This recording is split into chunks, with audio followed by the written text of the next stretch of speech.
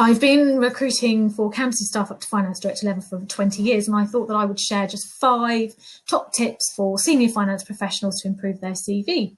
So my top tip number 1 is company type and turnover. So when you send your CV through to hiring managers, HR departments, recruitment agencies, they do require context. So when they see your CV and it's simply got a date, a job title and a company name, it's often really meaningless, and they don't know the organisation like you do. So it's really helpful to give that context. Just a line, a paragraph if you wish, just to sum up what that company does, what sector they're in, what industry sector. And with turnover, then you're giving us some context of size as well. Number 2, achievements.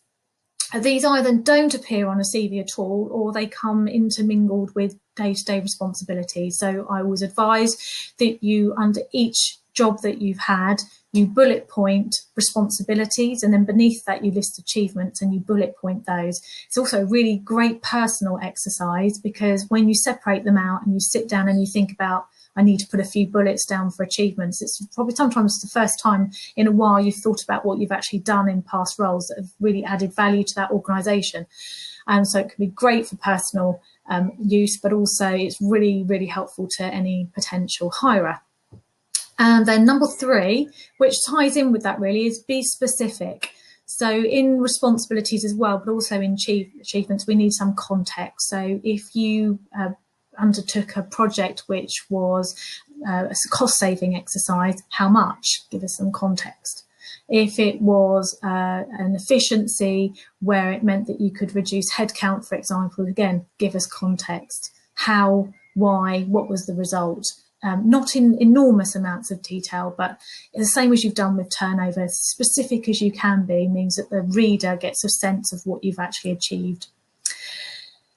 Number 4, profile. Really hard to write a profile. I tend to ask people to do this in more than one sitting. Just give yourself a bit of an outline and then come back to it. It's often very difficult to blow your own trumpet, but this is an opportunity at the top of your CV just to give a couple of paragraphs which sum you up. Be really careful, this is a tricky bit, not to use too many cliches.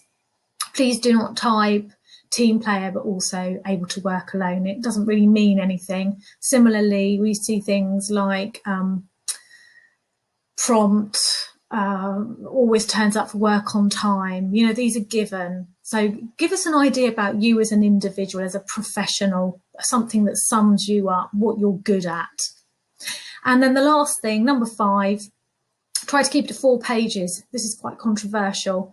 I have seen CVs which I could only describe as toilet paper, and really nobody reads the latter pages. They really, really don't. And if you want to keep a chronological order of jobs, particularly if you've been contracting, then do keep a version for yourself. But the one that goes out for job applications really should be succinct.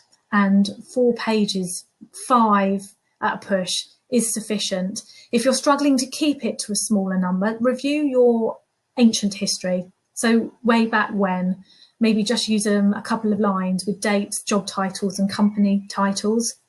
And if it's back in the 1980s, for example, it doesn't need to be on your CV at all, and I would just simply remove it. And what's important is your most recent career history. I can't give you an answer as to how long you should go back, because it will depend on your situation. If you've been in the same company for 10 years, it's no good saying to you, well, just keep 10 years on your CV because you'll have 1 job on there. So it just requires a little bit of context and to be personalised to you. But 4 pages is a good indicator. Anyway, I hope that's been helpful. Do connect with me, and if you've got any questions, I'd be happy to help you. And I'm also happy to review CVs also. Thank you for listening.